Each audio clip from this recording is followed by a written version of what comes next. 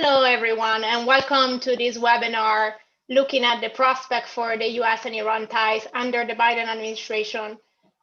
We are very delighted to have two excellent speakers with us to unpack the Iranian point of view, and I'll introduce them shortly. I am Anise Bassiri Tabrizi. I'm a senior research fellow, and I lead the Unpacking the MENA program at RUSI.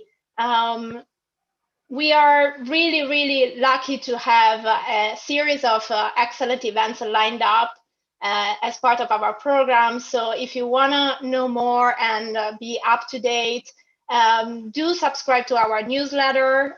It's rusi.org/projects/unpacking-MENA. You can find the link and all the information to be registered on our website information.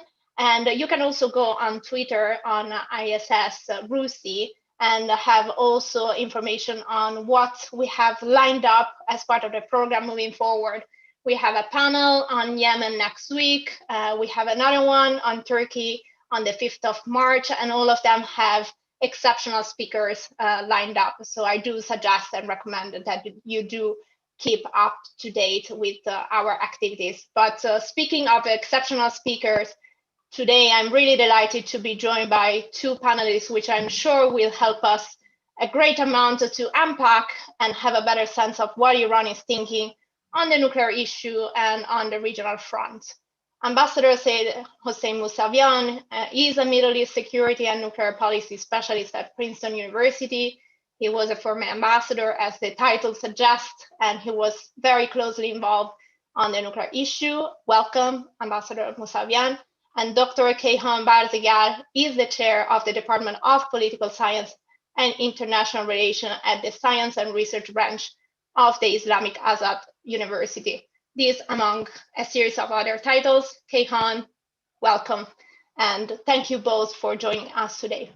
I will start by raising a few questions to each of the speakers, and I will then open up the floor for the audience to ask questions. You can do that already by writing your question in the Q&A box. I know that we have a very large audience and a very diverse one, ranging from Norway to Tehran to the US and obviously London as well. So I really want to do my best to get as many questions as possible to our speakers.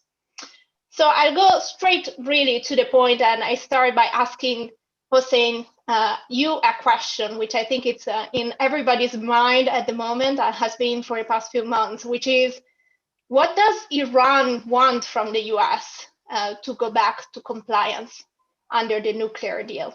Hossein, the floor is yours. Good morning to everyone. Depends, either you are in the East Coast of the US or in Europe, good afternoon. In Asia, good afternoon. What Iran is asking from the US and the other members of P5+1 is justice on compliance. The US President Joe Biden has offered Iran compliance for compliance. Every other member of P5+1 also agrees with compliance for compliance, and Iran has welcomed compliance for compliance. But Iran is asking for justice on compliance. What do they mean? First, they mean an equal and fair compliance. Because Iran already is member of NPT, the member of JCPOA, the nuclear deal. The US is not member of JCPOA. Therefore, the first is for the US to join JCPOA, to be member. This is what requires President Joe Biden issue an executive order to assure that the US would come back to JCPOA. This is one. Second, Iran is member of JCPOA and is in compliance at least with the 70% of the commitments within JCPOA. At the current status, Iran is implementing 70% of the JCPOA. The US is neither member and nor in compliance. Moreover, Europeans also, they are not complying because of the US sanctions. Europe is practically at zero compliance, although they are member of NPT. Russia and China, they are maybe implementing 30% of their commitments. Therefore, Iran is asking from the US and the other members, first, equal and fair compliance. If Iran is already complying 70%, first, the US should join and implement, comply with the 70%, and then they would be in equal status quo, justice, and then they should discuss about the sequence. Second request from Iran is a correct and full compliance. Look, Anissa, you remember during President Obama, although President Obama agreed with JCPOA, although they were really after implementation, but the US was not able to implement correctly and fully because of the US primary sanctions. And Europeans also, they were complying in handicapped way because they were afraid of the US primary sanctions. And now President Biden has the same problem. Even if he joins a JCPOA, the nuclear deal, and even President Biden, if revoke the nuclear related sanctions, he would be faced with two blocks of sanctions. One is the primary sanctions, and second is an ocean of the new sanctions President Trump imposed. Article 29 of JCPOA says all P5+1 members are committed to refrain from any policy that would impede normal trade with Iran. This is a clear statement of the JCPOA.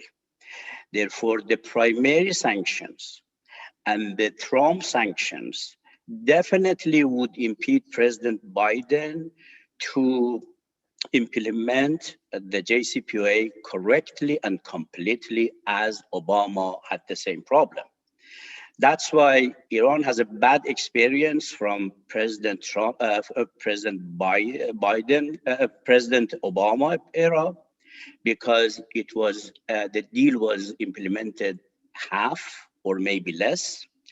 Iran has a very bad experience, the worst experience from President Trump, because he violated totally the deal.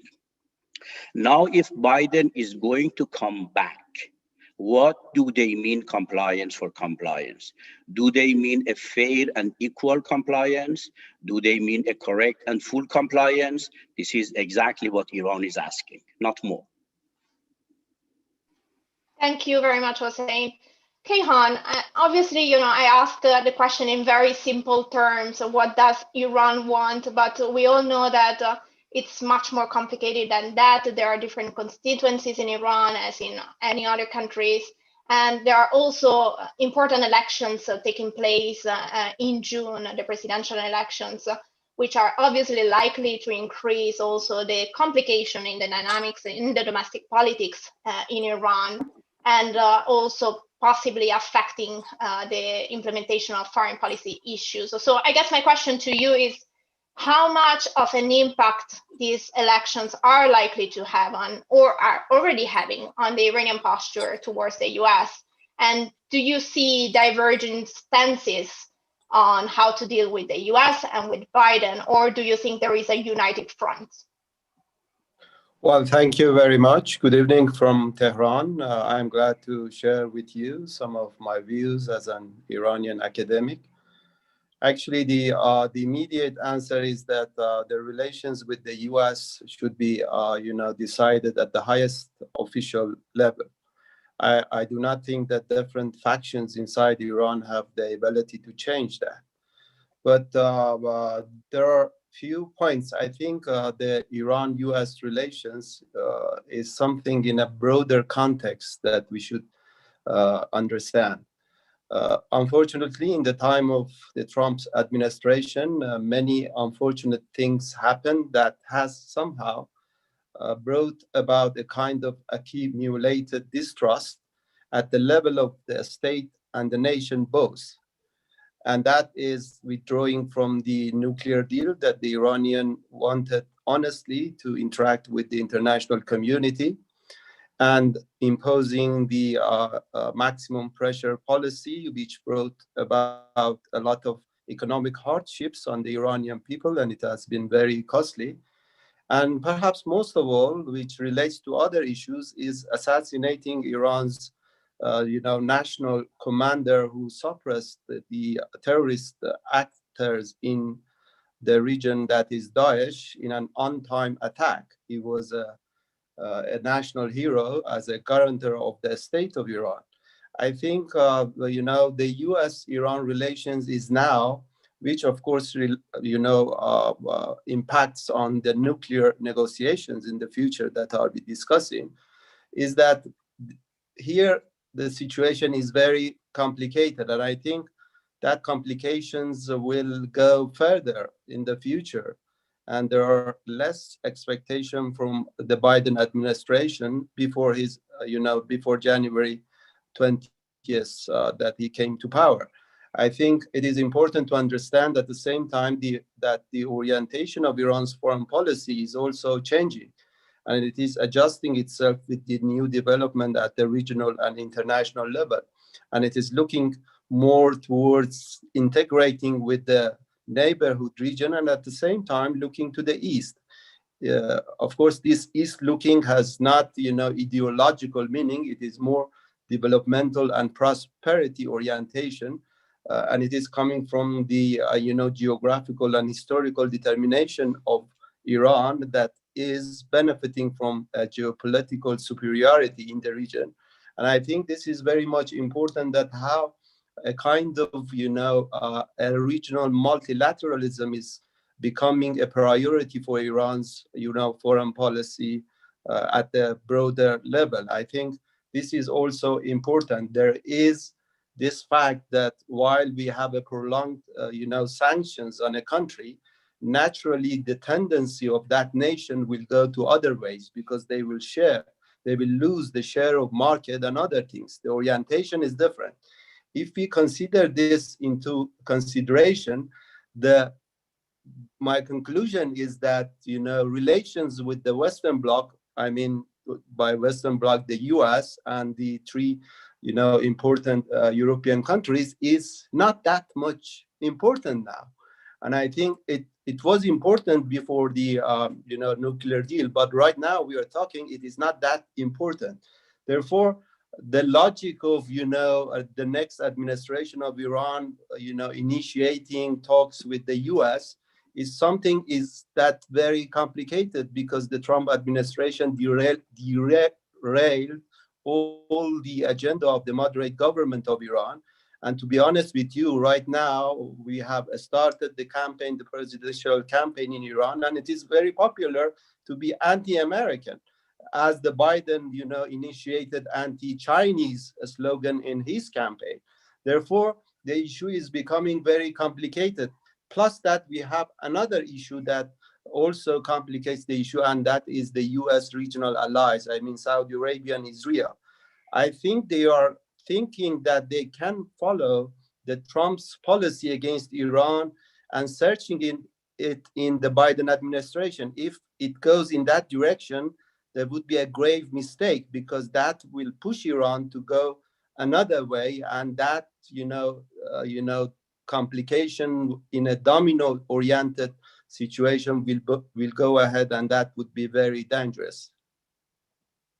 Thank you, Kayhan. I'm sure we'll touch on several of the points that you raised already in the follow-up question, and also based on what I'm seeing already from the audience question as well. Hossein, coming back to you, next week, in particular the 23rd of February, is a particularly important date for those watching nuclear developments in Iran.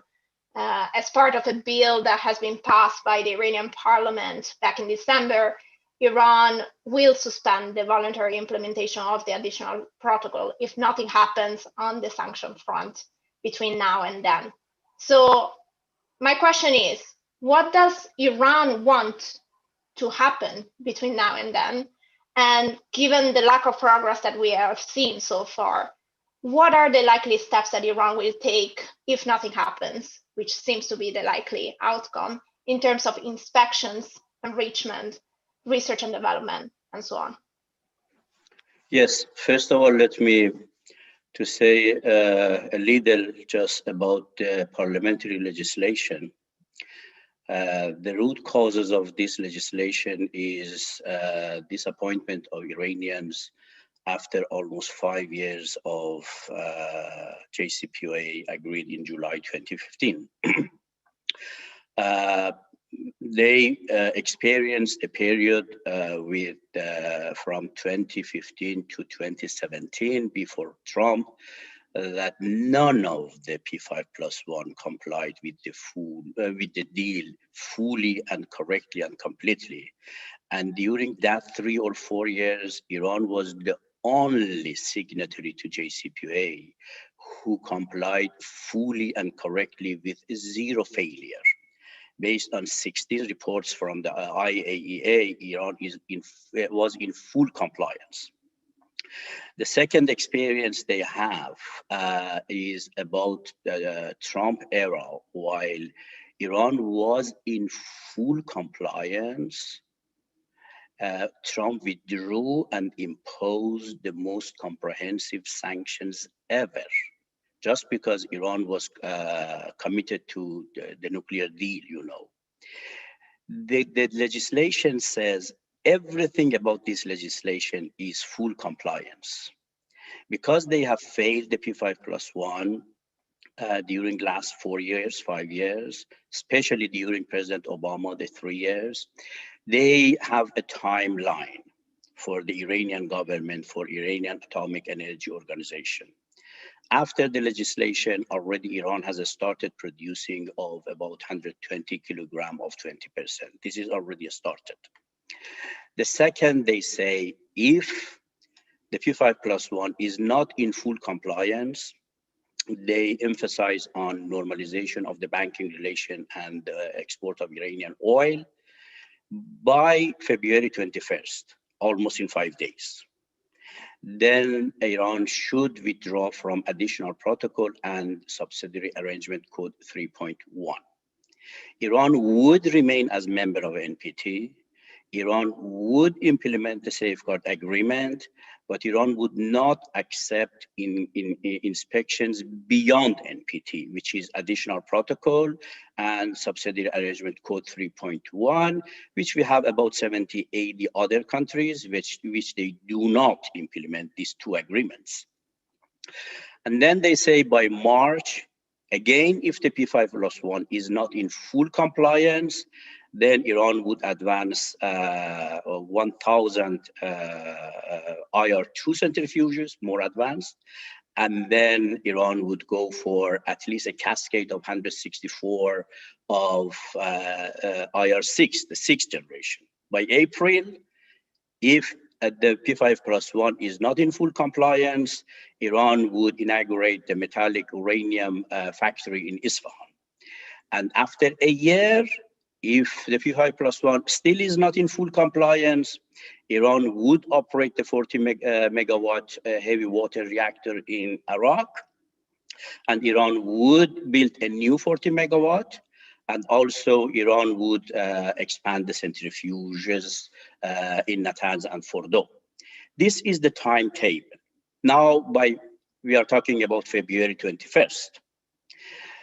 February 21st, they say if the P5+1, specifically the US, is not in full compliance, then Iran would withdraw from additional protocol and subsidiary arrangement code 3.1. Now we have two scenarios. One scenario is that President Biden would issue an executive order before February 21st for the US to return to JCPOA. and would show some goodwill by lifting some humanitarian sanctions, like agreeing with the IMF for $5 billion loan on corona issue, and so.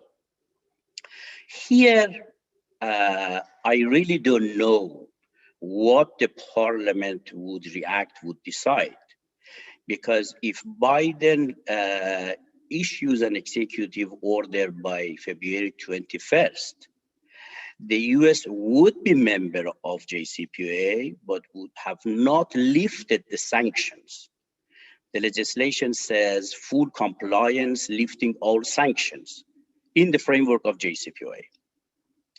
Here, I really don't know what would be the reaction of Parliament and at the end, the Supreme Leader of Iran, because they would be in a situation that the US has returned to JCPOA, but has not lifted the sanctions.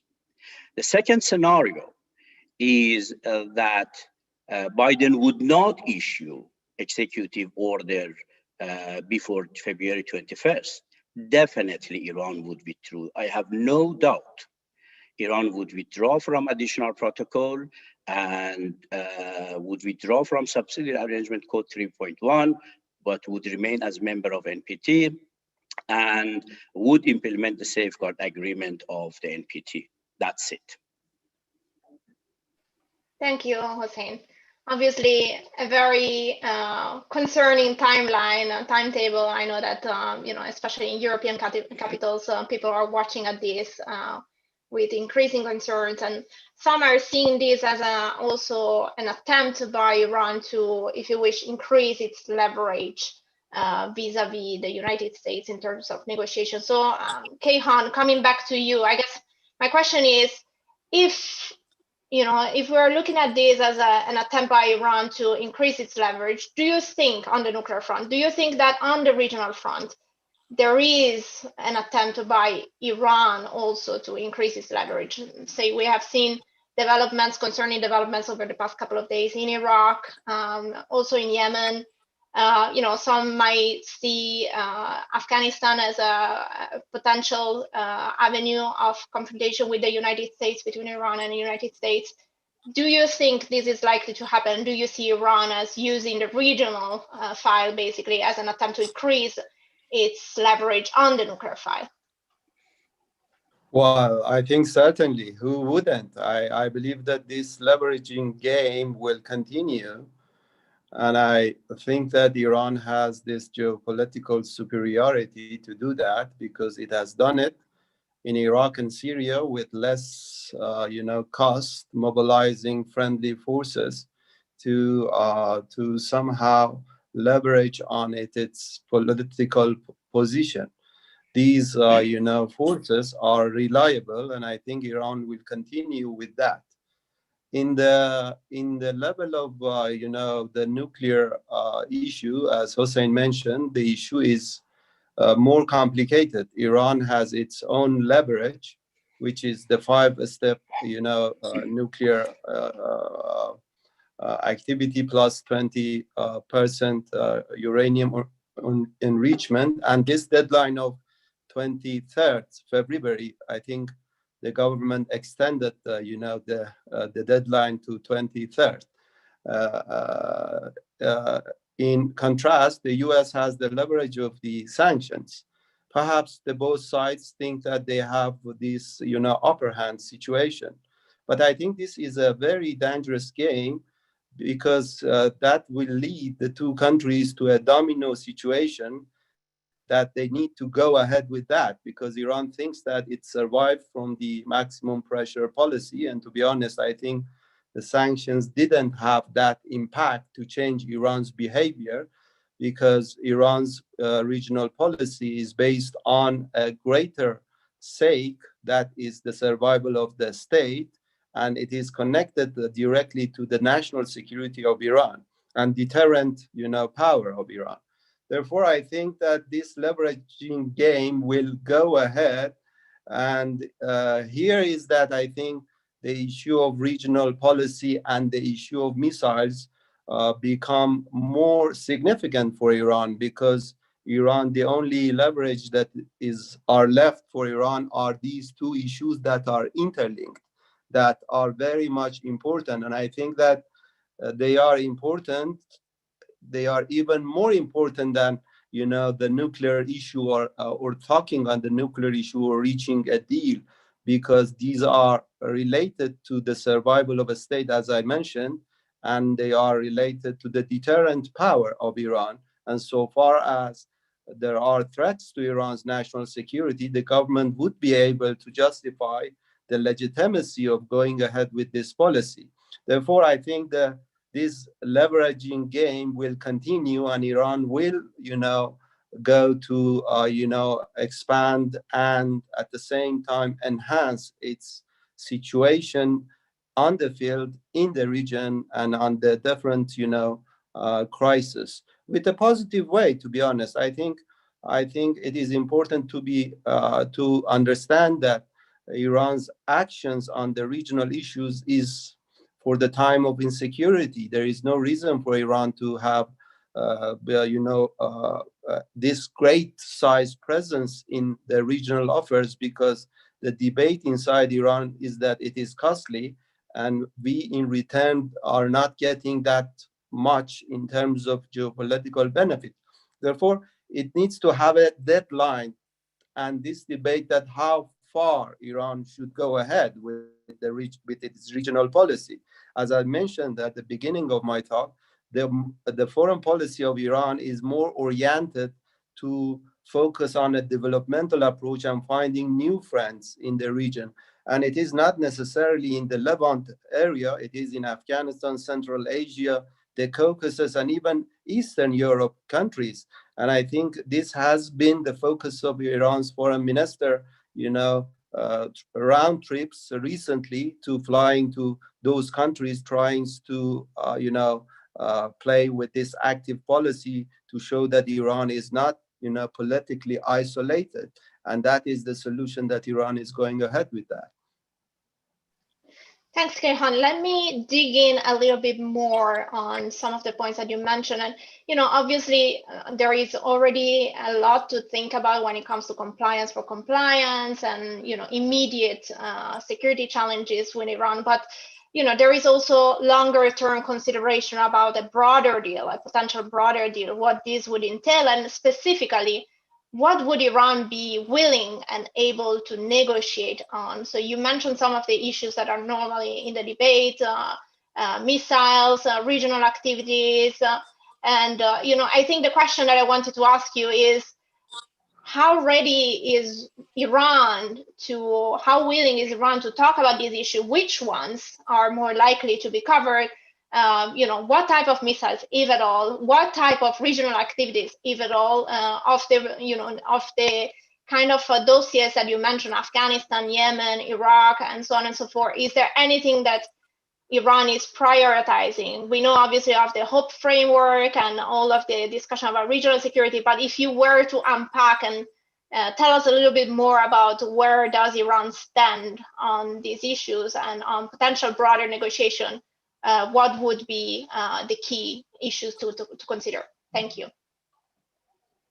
First of all, I don't think that Iran can afford to retreat from the region. That is quite clear, because it's a constant in Iran's foreign policy. Not necessarily for the so-called expansionist Iran's policy, because what Western countries and some Arab countries are calling as an Iranian expansionist intervention in the region, from the Iranian perspective, is perceived as a regional problem, because the regional problems has been costly for Iran too. And we should not forget that Iran has also suffered from the regional complications. That is very much important. When it goes to this triangle of the nuclear deal, regional activities, and missiles activities, I should tell you that this is a construct that is made by the Western Bloc. It is not, a right construct to go in that direction.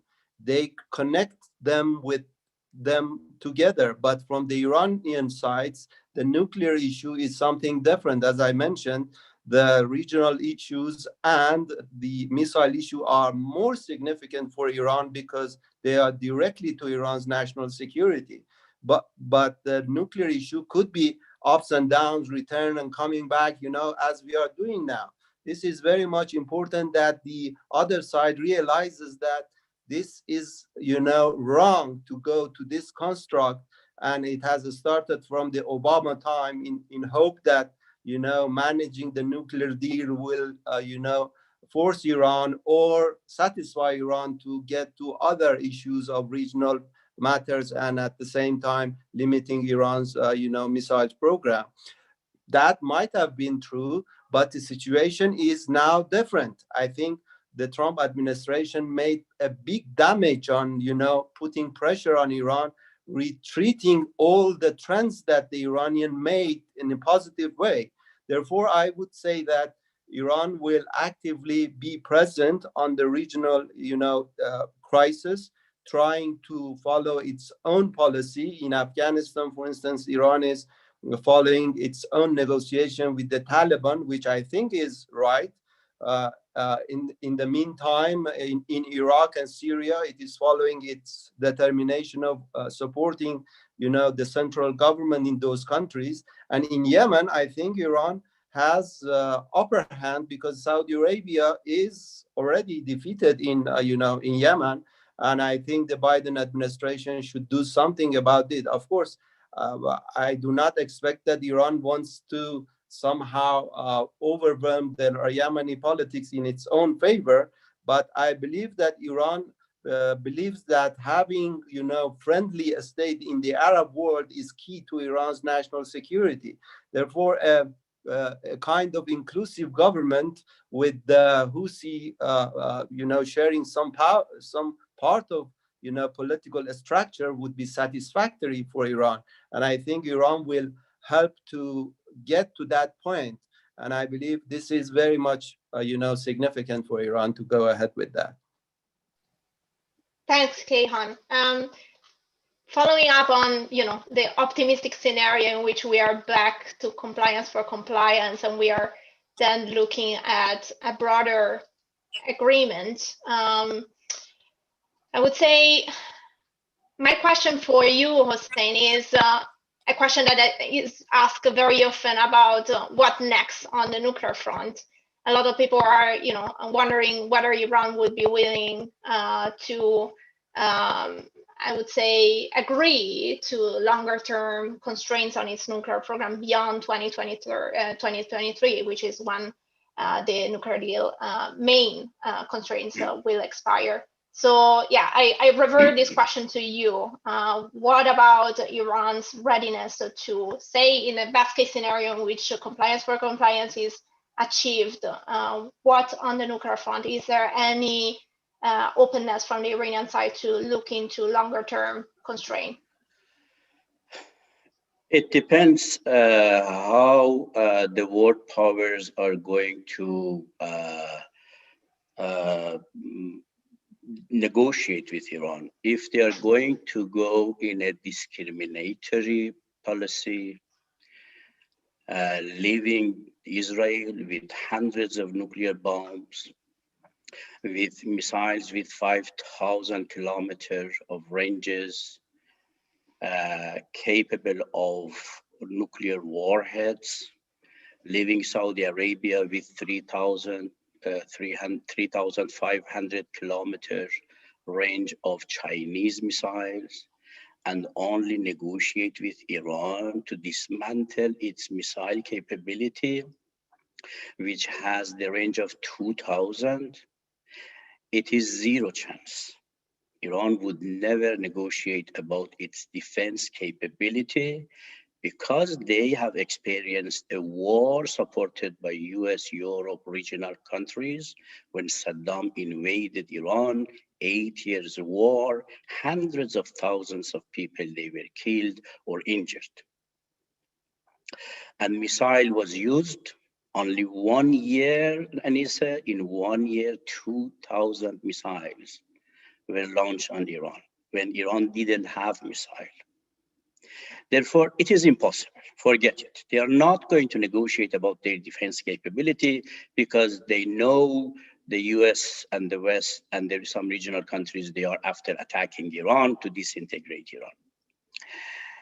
The second option for the world powers is to think more realistically, more clever, and in broader security in the region. This would be possible. And Iran already has opened the way by putting a proposal called Hormuz Peace Initiative on the table, even during Trump, even before the President Biden. If you read the elements of this peace initiative initiated by Iran in 2017 or 2018, it says nuclear weapon-free zone in Persian Gulf. It is about Iran relation with Saudi Arabia, Iraq, and the other members of Persian Gulf Cooperation Council, 8 countries around the Persian Gulf. Iran has proposed within this initiative nuclear weapon-free zone in the Middle East. Iran has proposed WMD-free zone, Persian Gulf free from all weapons of mass destruction. Iran has proposed a conventional arms arrangement for every country, a justified justice, equal conventional arms arrangement. Therefore, if the world powers, they are really worried about non-proliferation, this is the initiative. If they are worried about weapons of mass destruction, this is the initiative. If they are really worried about the race of arms, conventional arms in this region, look, Saudi Arabia, Anissa, has less than 50% of Iranian population. They have about $70 billion expenditure per year. And Iran with 85 million, they have about 12 billion. Emirate, which has about only 1.5 million native population, they have about 24 billion military expenditure. I mean, small countries with 500,000 or 1 million native population, they have military expenditure more than Iran. In this situation, when all others, they have military expenditures of 10 times, 5 times, 20 times of Iran, and when the US is exporting the most sophisticated arms to the regional countries, and the US has all options on the table, and the real strategy is regime change, how do you expect to negotiate with Iran to give up its missile or conventional arms capability? You need a sustainable peace for region.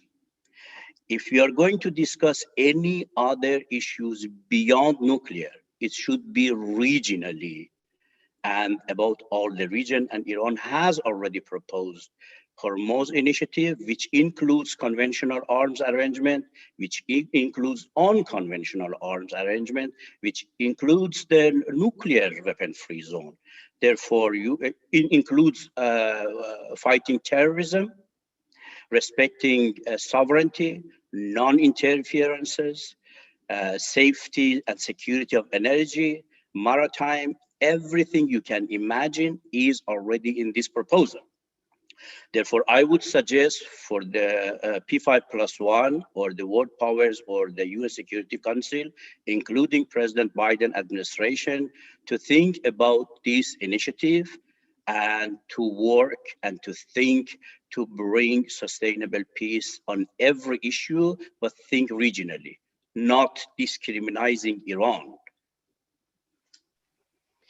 Thank you, Hossein. I have other questions, but I'm seeing that there are questions also from the audience. So I start with raising those to you, and then hopefully we'll get enough time to address as many as possible. If you have questions, do type them in the Q&A box, and I'll do my best in the next 20 minutes to raise them. One question for you both, which I think, sitting in London, is a question that needs to be asked, which is about the role, if any, of the E3 and EU in all this. Kayhan, you already mentioned how, from an Iranian perspective, the E3 is part of the Western Bloc.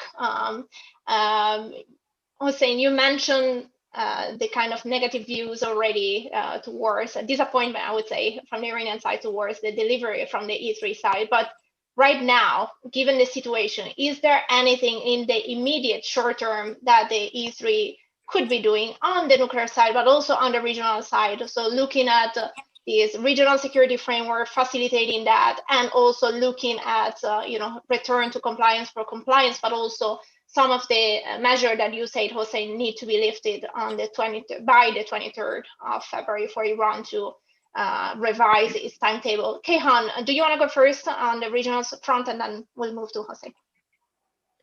Well, thank you. Yes, I think the E3 has lost some of its, legitimacy for Iran's working with it, especially with the Trump withdrawing from the deal and its, the E3 incapability to do something on the INSTEX, financial mechanism and other things. And this goes to the public opinion of Iran too. But I think, as I mentioned, it is also important to understand that Iran would, at the same time, like to open up all channels, diplomatic channels, political channels with the EU, because it thinks that it is crucial to have Europe on board, not only for, any kind of coalition against Iran by the US that might be, somehow established, but also for affecting the Chinese and Russians in this trend as well, because the Chinese and Russians also follow the European trends towards Iran. So the logic is a geostrategic logic to have Europe on board. I do not think that Iran is just trying to deduct its relations with Europe on the economic objective. I think geostrategic matters are most significant for Iran to have Europe on board on the different regional and missile issue, because Europe still has the power of affecting all of these triangle of nuclear deal, regional issues, and of course limiting Iran's missiles activity. And at the top, it was France that has been very, very tough on Iran on these three issues. Therefore, Europe is necessary for Iran's foreign relations, and I do not think that Iran can afford to exclude Europe. It will try to increase, interactions with Europe, because it has this geostrategic logic behind Iran's, foreign relations and the connection with the possible talk with the US, and even with Russia and China, Turkey, India, and other states. Therefore, Europe is important for Iran, I think. Thanks. Hossein? If yes. I may also, sorry, Ambassador Soltani also asked a link question, which is, what is the impact of the UK being out of the EU also when it comes to the E3, and particularly the E3 role on the nuclear issue? I believe the UK would remain committed within EU3. This is a separate mechanism which they would continue. But it's very important, Anissa, to remember that the Iranian foreign policy based on the constitution after revolution is a balanced relation between Eastern and Western Bloc.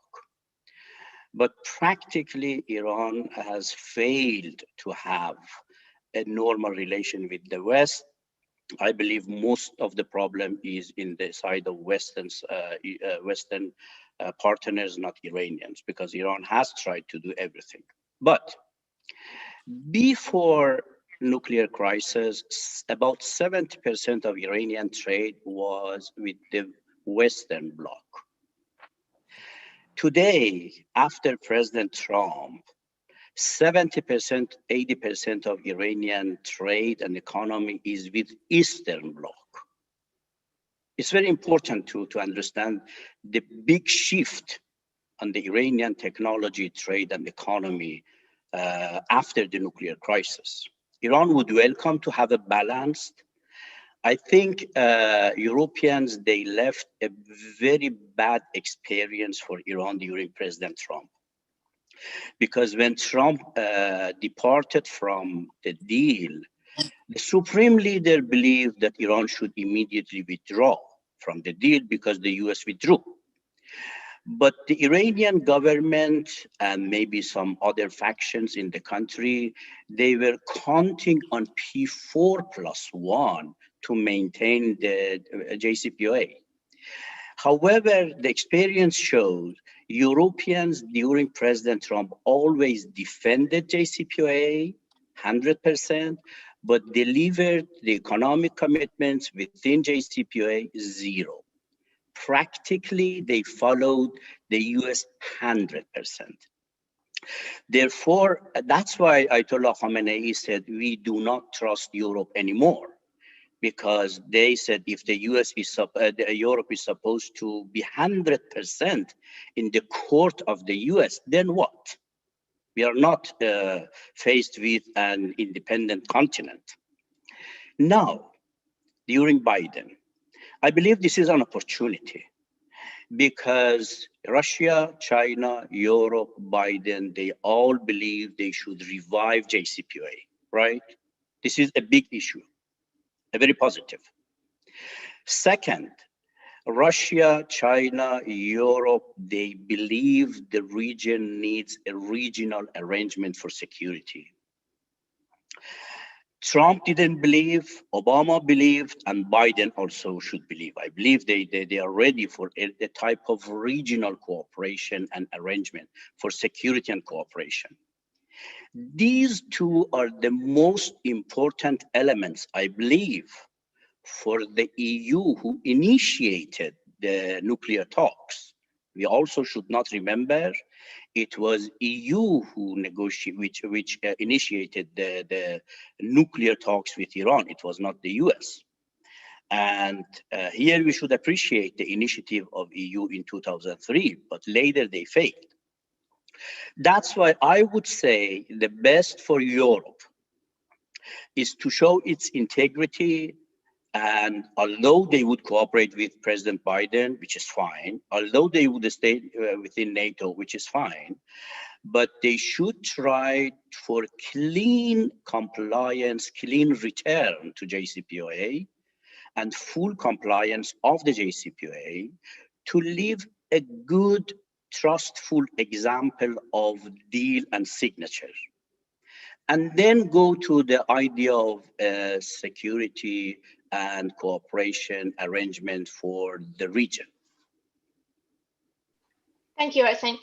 A slightly different question, but one that keeps popping out, and I think it's important to ask, which is about the prospect of release of, here it's specifically mentioned for dual citizen, the British dual citizen, but I think we can generalize on dual citizen, including the US.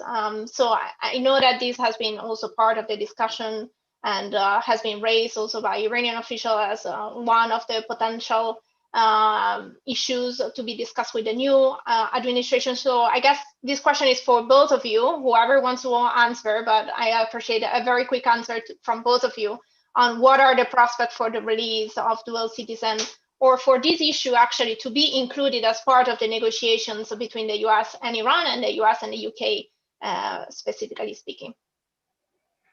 Kayhan, you are in Iran, you are first. Conveniently blocked right now, so Hossein. Kayhan is mute. I think it's frozen. Okay. I believe it was already a good experience during President Obama. We all remember for the first time after the Iranian Revolution, there was a confidential security contact between Iran and the US, which led to free some of citizens from each side, American or Iranian American in Iran. We have this experience already. And you remember Foreign Minister Zarif publicly frequently announced during President Trump that they are ready for this humanitarian exchange. Therefore, Iran has shown already its readiness in practice, and even during Trump, despite of maximum pressure policy. That's why I see a chance, because Iran has been helpful on humanitarian issues. From my own experience on Western hostages in Lebanon during 1980s, up to during President Obama, which was not my own experience, but we all noticed there was security to security negotiations, and then there was already exchanges. That's why this would be a chance. Iran is, I believe, is ready, because the officials always, they had said we are ready. Kayhan, do you have anything to add? Yes, I think it is also important that this could be, I believe that this is a good way, and this could be, be considered in the context of building trust between the two sides. If we put it as a step-by-step approach, I think this issue could help a lot at the level of, public opinion in both sides. And I think that, as Hossein mentioned, this has a good background and a successful background, and if it goes in that direction, that would be successful. But it needs the political will by both sides, and I think that to much extent it relates that how much the other sides, I mean the Western sides, would want to cooperate on that, because Iran has shown a great deal of confidence in doing this, and Foreign Minister Zarif mentioned this in several occasions. So it's possible, and most importantly, it makes a great deal of building trust between the two sides, for paving the way for further negotiation on other issues of common interests. Thank you. We have several questions on regional countries, but I wanted to stress Saudi Arabia and Iran and Saudi Arabia relations. Hossein, you wrote an article recently with Abdulaziz Sagar talking about the way in which a zero-sum struggle can be escaped. But I think the general question is it basically possible to achieve a modus vivendi between Iran and Saudi Arabia?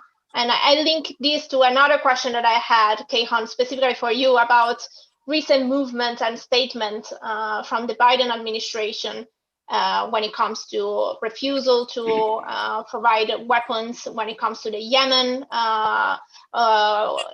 conflict to Saudi Arabia. Do you see the shift and potential shift from the Biden administration towards Saudi Arabia and Yemen in particular as potentially helping in a settlement between Iran and Saudi Arabia as well? Maybe I'll start with you, and then we'll move to Hossein. Kayhan. Okay. First of all, I think that in terms of, I know that Hossein has tried a lot to establish this kind of trust between Iran and Saudi Arabia, but at some point I disagree with him, because if we go too much on a kind of Tehran Riyadh oriented security system, that would somehow make the other states afraid of these two big powers in the region, and that is important. The other side is saying that Iran is a threat. I would say that Saudi Arabia is a threat to other countries in the region. Look at the blockade of Qatar, look at the bombing of Yemen, and other countries like Oman and even Kuwait have this fear of the bigness of Saudi Arabia to hegemonize them in the peninsula. Therefore, I think that we should get out of this illusion that a Riyadh, Tehran oriented security system is going to be successful. In the meantime, I believe that of course, Iran initiated a lot of talk, Hormuz peace initiative, other things, but the Saudis are thinking that if they go directly, and talk with Iran, that will give Iran an upper hand in the regional matters. Therefore, they refuse that. And their logic is also strong, because they think that in the middle of the crisis, while Iran is becoming weak from their perspective, the Biden administration must continue with the current, sanctions policy on Iran. Therefore, there is no chance or less chance of getting Saudi Arabia on board on a security arrangement in this regard. My proposal is that Iran will go to directly talk with in a bilateral, way, to have its own, security arrangement with, individual countries, and that will, at the end of the day, accumulate and diversify a kind of regional security system, because every actor will play its own role in, providing security. If everybody, plays its own share, then there would be an accumulation of security arrangement. My belief is that we should not too much focus on a Iran oriented security cooperation, because this will, fear the other regional actors, Turkey, Iraq, a smaller state of the Persian Gulf, and other actors, even Russia and China. The Russian, of course, offered their own, security architecture in the region, which is close to the Iranian one. But at the same time, they would want a leverage in the region. The Chinese also have their own, traditional policy of bringing stability. They will agree with that. But we need to have a more, new kind of style of doing this, because the realities on the ground are different. We cannot just stick with the old version of, trying to make a kind of, collective security arrangement. And in this regard, I believe that expansion of diplomacy is also important, with the focus of the regional, centric, solution. Expanding regional policy means that you can bring China, Russia, America, India, Pakistan, and others. But at the same time, the features of this security arrangement should be regional and address the regional security concerns, either it is Iran or Saudi Arabia. But on the Biden administration regarding Yemen, I think it would be a good gesture. I believe that, this, if it impacts the Saudis, policy, then there would be an opportunity open. And I believe that Iran would be ready to use its, influence on the Yemenis factions for the bigger, aim of bringing security at the regional level. I think that Iran is ready to use that leverage and influence at the sake of regional stability. And it is possible, and it was mentioned already by Iranian officials. But it depends that what kind of government is going to become, in Sana'a, and at the same time, what kind of inclusive government would be placed in the Yemen. Thank you, Kehan. Hussein, your view on Saudi Arabia, potential inclusion of Saudi Arabia also in negotiation. And one question, linked by my colleague Daria, on the view towards the regional safeguard agreements, and how Saudi Arabia has been playing this, and whether Iran is looking at what Saudi Arabia does on the nuclear front at all when looking at its own calculation. Thank you very much. Yes, definitely. Iran is worried about the nuclear, confidential, secret nuclear activities of Saudi Arabia.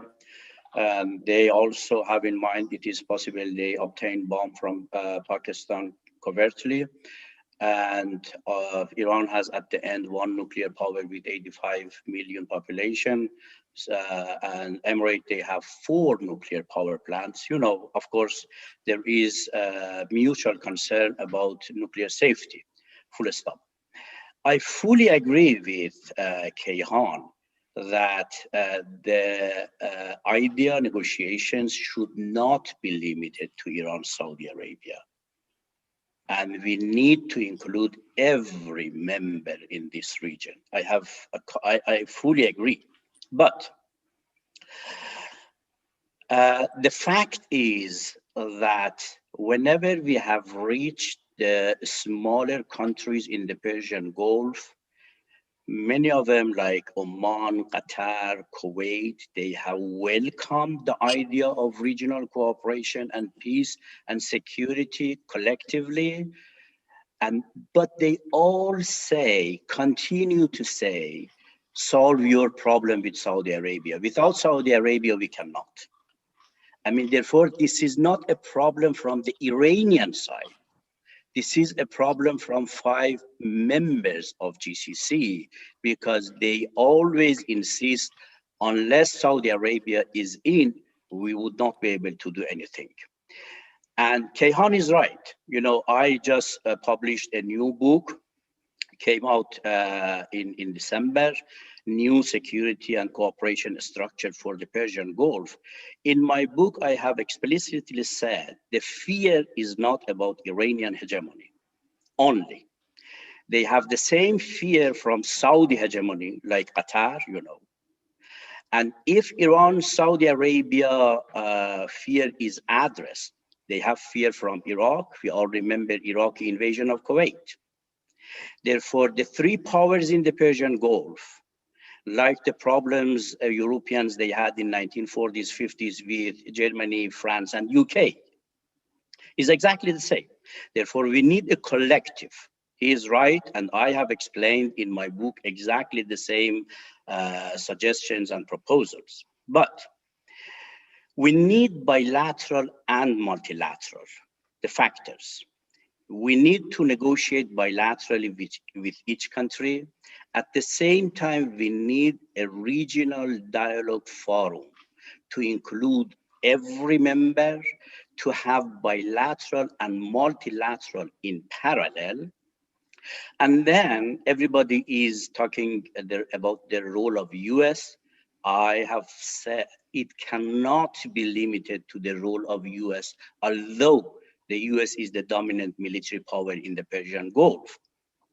We need to engage the 5 permanent members of Security Council, because the Permanent Security Council is the highest body responsible for international peace and security. And based on Resolution 598, they have already given mandate to Secretary General to start a dialogue with 8 countries about the regional security. Therefore, we need international support. We need multilateral regional dialogue, and we need bilateral altogether.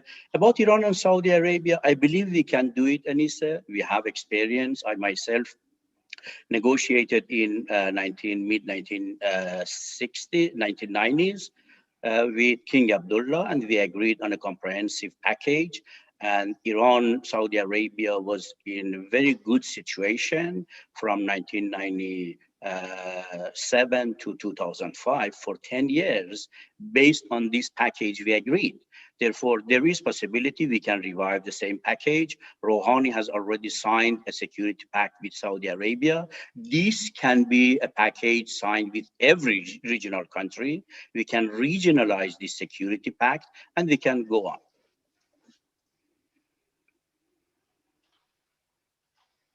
Thank you very much, Hossein.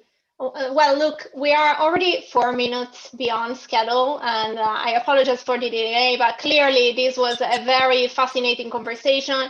I still have something like 10 questions not addressed, so I do apologize to those that I didn't get to. We clearly did, I think, a very good job in covering a lot of ground, but we obviously would need much more time to cover all of these questions and further issues. So I definitely recommend to stay in touch and be up to date with our program activities, as we are likely to schedule another conversation with our 2 exceptional speakers to unpack the future developments on both the nuclear and regional front. So I wanted to thank you both, Hossein and Kayhan, for your time today and for addressing all the questions in a very comprehensive and nuanced manner. I wanted to renew my invite for our audience to subscribe to our newsletter. As I mentioned before, go to RUSI.org/project/unpacking-MENA, or do get in touch with any of us at RUSI, and we'll direct you to the link on how to subscribe, and hopefully we'll do have much more conversation on unpacking the MENA and providing the point of view from Middle Eastern countries on developments and significant issues. But for now, really, I want to thank you both, Hossein and Kayhan, for an excellent conversation, a very rich one, and I do hope to see you again very soon. Farewell from me, Thank and you. hope to see you all very soon. Thank you. Bye. All the best. Thank you. Bye.